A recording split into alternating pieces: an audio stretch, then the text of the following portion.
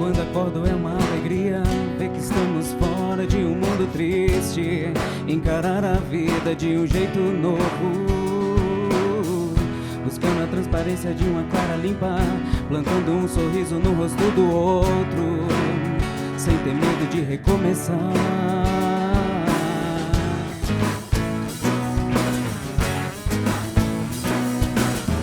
Mas só funciona pra quem quer mudar, a vida só é nova pra quem quer lutar.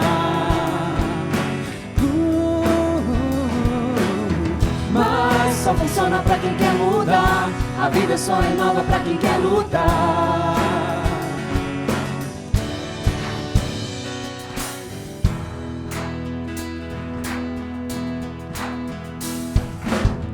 O amor em cada ato, renovando o dia, o sentimento que eu não quero que acabe mais. Agora sei que posso fazer diferente. Em cada casa que eu passo, faço uma família. Nunca pensei que eu teria um mundo de irmãos. Já não me lembro o que é solidão.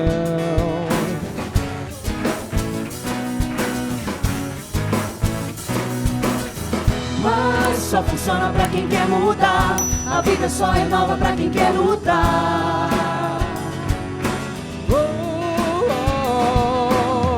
Mas só funciona pra quem quer mudar, a vida só é nova pra quem quer lutar.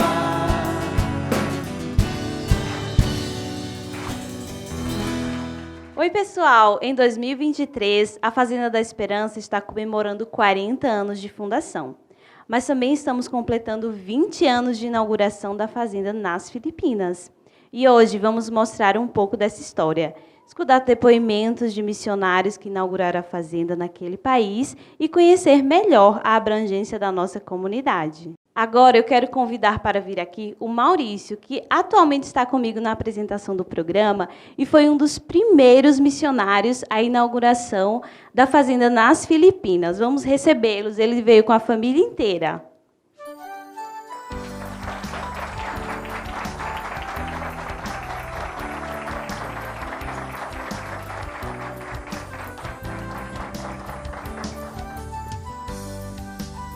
Sejam muito bem-vindos. Obrigado, Luzia. Sentar aqui com o Miguel. E antes de começar a entrevista, eu gostaria que vocês se apresentassem. Oi, Luzia. Então, Maurício, tenho 44 anos, casado com a Carla, tenho essa família linda, mas sou um ex da Fazenda da Esperança do ano de 1999, completando agora 23 anos de sobriedade. E eu, sou a Carla, uma voluntária da Fazenda, e graças a Deus vivemos aqui já fazem uns 20 anos, com os nossos filhos, todos nasceram na Fazenda. Eu sou o André e tenho 17 anos. E você? Eu sou o Luiz Miguel, tenho 6 anos e eu tenho uma família muito linda. Eu amo o Ângelo, o pai, a mãe, o André. E eu queria tanto ter essa família e eu já tenho.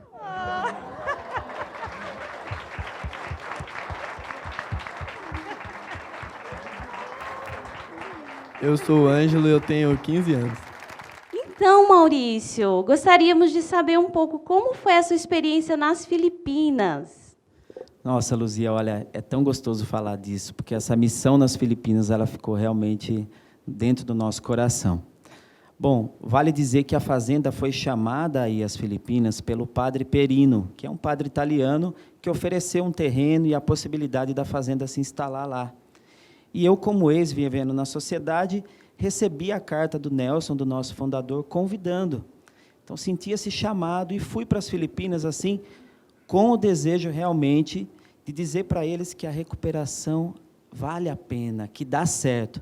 Mas, quando eu cheguei lá, como dizer para eles em palavras? Porque as Filipinas têm muitos dialetos e a gente não sabia falar a língua ainda das Filipinas, né? Eu me comunicava só um pouquinho em inglês. Então, o primeiro desafio foi esse, que a gente chegou lá, por exemplo, a gente foi construir a casa e a gente não conseguia se comunicar com os construtores.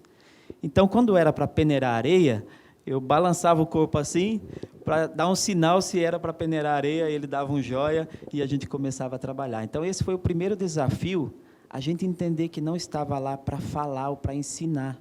A gente precisava se enculturar. E aprender o tagalo era o primeiro passo. Foi fantástico esse caminho. Nossa, que experiência. E como que a fazenda se tornou conhecida naquele país?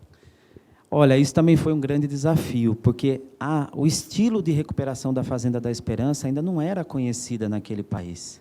Então, uma fazenda aberta, que não tem grades, que os acolhidos não estão presos como é lá, era uma novidade. Então, eu fui com esses missionários, né, tanto do Brasil quanto da Alemanha. Posteriormente, chegaram também as irmãs do Sagrado Coração de Jesus, a Carla, e a gente percebia que estávamos lá e não chegava ninguém. E o ponto assim realmente importante foi quando os meios de comunicação, quando nós fomos chamados a falar da Fazenda na TV nacional. Foi um programa, Luzia, de 45 minutos, num programa super conhecido das Filipinas, que mostrou toda a nossa vida, as nossas experiências, a vida na Fazenda, e a partir desse programa, a Fazenda ficou conhecida no país, e finalmente chegaram os acolhidos, e aí a Fazenda ficou conhecida por lá. E com a chegada desses acolhidos, como que vocês sobreviviam na Fazenda? Como que vocês faziam funcionar a Fazenda? Olha, você imagina, uma fazenda com mais de 300 hectares, e lá a base da alimentação é o arroz. Então, a gente foi para se enculturar, aprender, a gente também foi trabalhar no arroz. Então, assim, a gente aprendeu, trabalhava junto com os acolhidos lá, desenvolvemos a plantação.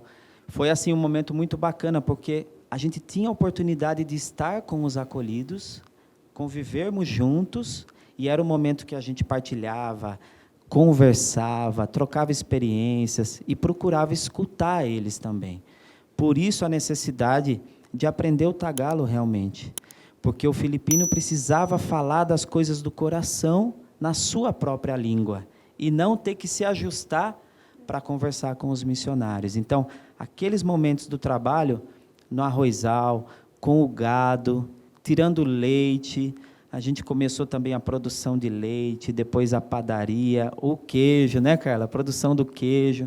Então, isso era muito importante para a gente poder se sustentar naquele país e levar para frente aquela vida que nós aprendemos aqui, que queríamos que eles também conhecessem. Foi fantástico.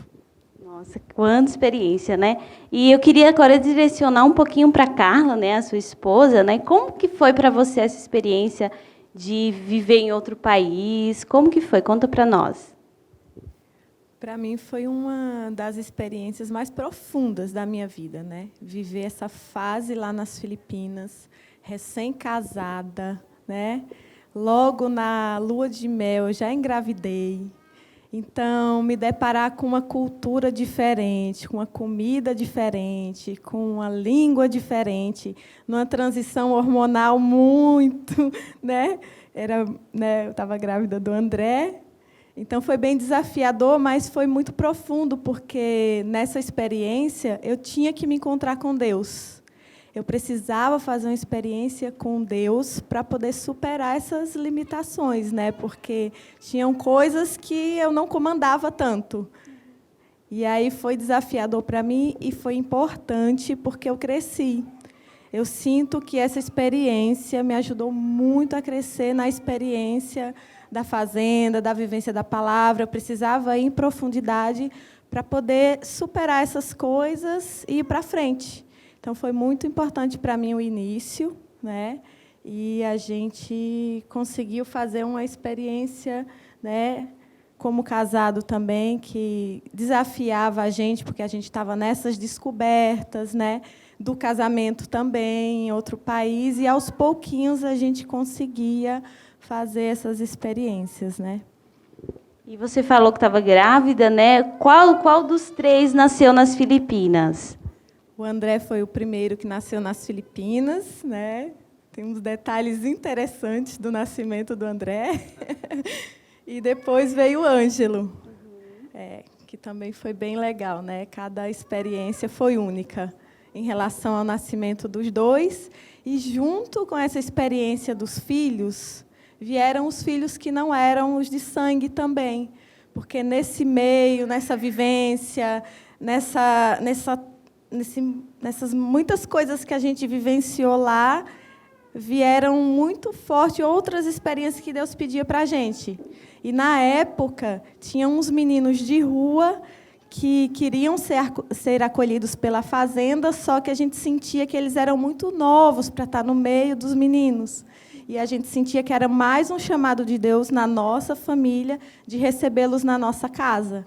Aí a gente, com o André ainda bebezinho, recebemos o primeiro menino de rua, e foi muito interessante a experiência, porque a gente ainda não tinha casas, né, e a gente convivia numa casa só, com os outros missionários, nossos filhos, e ainda os meninos de rua. Então, isso enriqueceu demais também a nossa experiência e ajudou a gente a ir para frente. Aí, dessa forma, a gente tinha que aprender melhor a língua, porque a língua é um dos desafios grandes também.